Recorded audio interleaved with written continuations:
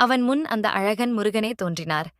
ஒளி வீசும் முகத்துடன் பார்த்தாவை பார்த்து, பார்த்தா, உன் பக்தியைக் கண்டு மெச்சினோம். உனக்கு என்ன வரம் வேண்டும் கேள் என்றார். பார்த்தா சற்று நேரம் யோசித்தான். அவனுக்கு 1000 கஷ்டங்கள், கடன் தொல்லைகள்.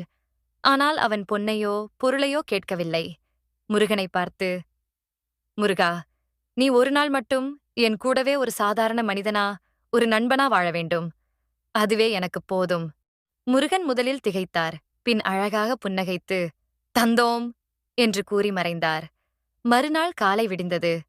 பார்த்தா கண் விழித்தான். அடடா, எல்லாம் கனவுதானா என்று தனக்குள் சிரித்துக்கொண்டே, ஏன் முருகா இப்படி என்று கேலியாகச் சொன்னான். என்னடா, நான் என்ன பண்ணேன் உன்ன என்று வீட்டின் ஹாலில் இருந்து ஒரு குரல் கேட்டது. பார்த்தா அதிர்ந்து போய் எழுந்து ஓடினான். அங்கே ஒரு வாலிபன் நின்று கொண்டிருந்தான். பார்த்தாவுக்கு தூக்கி வாரி போட்டது.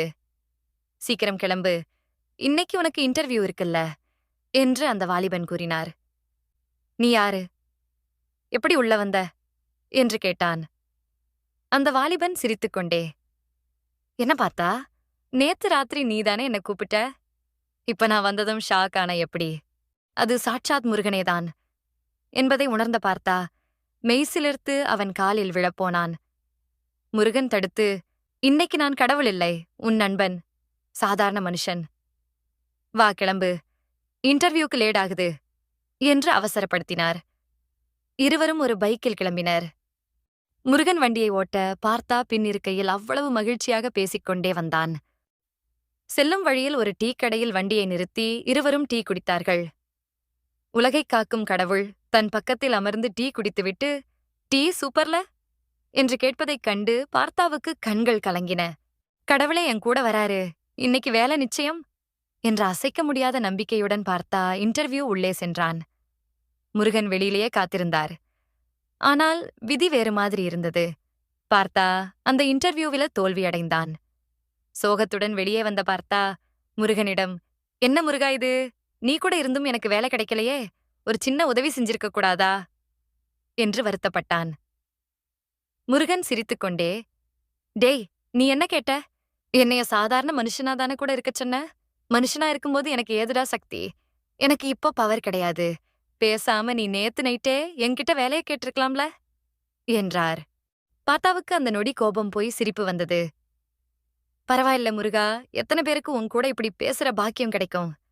இந்த வேலை போனா போகுது, வேற பாத்துக்கலாம் என்று மகிழ்ச்சியாக கூறினான்.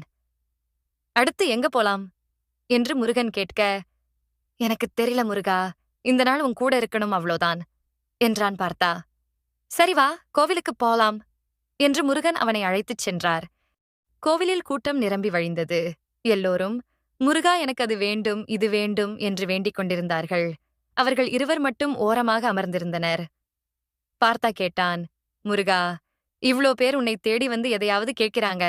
ஆனா நீ ஏன் என்ன தேர்ந்தெடுத்து இன்னைக்கு என் கூட வந்த? முருகன் சொன்னார். பார்த்தா, இங்க இருக்கிற எல்லாரும் எனக்கு பயந்து அல்லது வியாபாரம் பேசுவது போலத்தான் வேண்டுதல்களை வைக்கிறாங்க.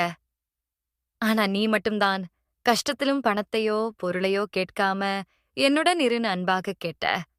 அந்த அன்புதான் என்னை கட்டி போட்டது. மாலை மங்கியது. இருட்டத் தொடங்கியது. முருகன் எழுந்து நின்றார்.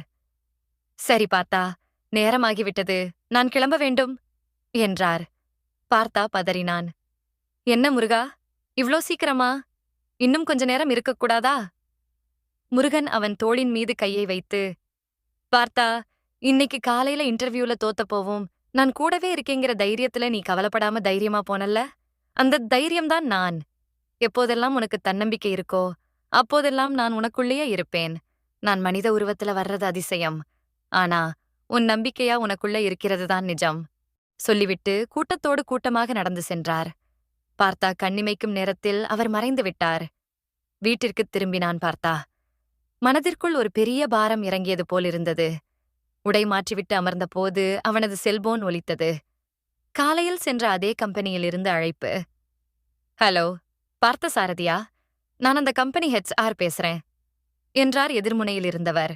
சார், நான் தான் இன்டர்வியூல செலக்ட் ஆகலையே என்றான் பார்த்தா. ஆமாம் தம்பி, ஆனா ஒரு சின்ன மிஸ்டேக் நடந்துருச்சு. எங்களுக்கு அந்த வேலைக்கு 3 பேர் தேவைப்பட்டாங்க. ஆனா நாங்க தவறுதலா 2 பேரை மட்டும் தேர்வு பண்ணிட்டோம். சரி, ரிஜெக்ட் ஆனவங்க லிஸ்ட்ல யாரு பெஸ்ட்னு தேடி பார்த்தோம். அதுல நீங்க தான் மத்தவங்கள விட நல்லா பண்ணியிருந்தீங்க. முக்கியமா உங்க பதில்களில் இருந்த அந்த தன்னம்பிக்கை எங்களுக்கு ரொம்ப பிடிச்சிருந்தது. அதான் அந்த 3வது ஆளா உங்கள செலக்ட் பண்ணிட்டோம். நாளைக்கே வேலைக்கு வந்து சேர முடியுமா? என்று கேட்டார். பார்த்தா சிலையாய் உறைந்து போனான். போனை வைத்துவிட்டு சுவரில் இருந்த முருகன் படத்தை பார்த்தான். சக்தி இல்லை, நான் வெறும் மனிதன் என்று சொல்லிவிட்டு, கடைசியில் உன் வேலையை காட்டிவிட்டாயே முருகா என்று ஆனந்த கண்ணீருடன் கைகூப்பினான் பார்த்தா. கடவுள் நம்மிடம் எதிர்பார்ப்பது பெரிய பூஜைகளோ காணிக்கைகளோ இல்லை. எது நடந்தாலும் அவர் பார்த்துக் கொள்வார் என்கிற அந்த ஒரு துளி நம்பிக்கைதான். முருகா முருகா முருகா முருகா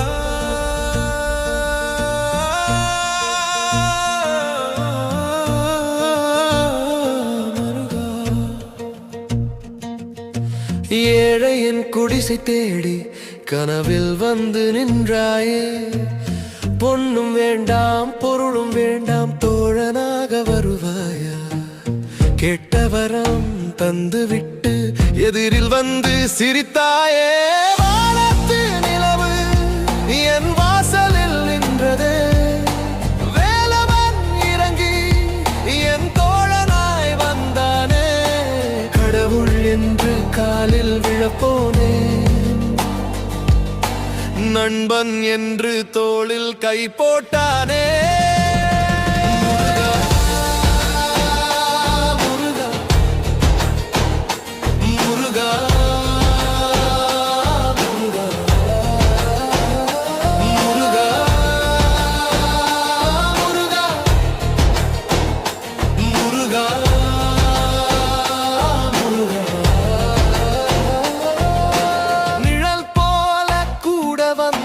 தோல்வி கண்டு நான் அழுதேன்.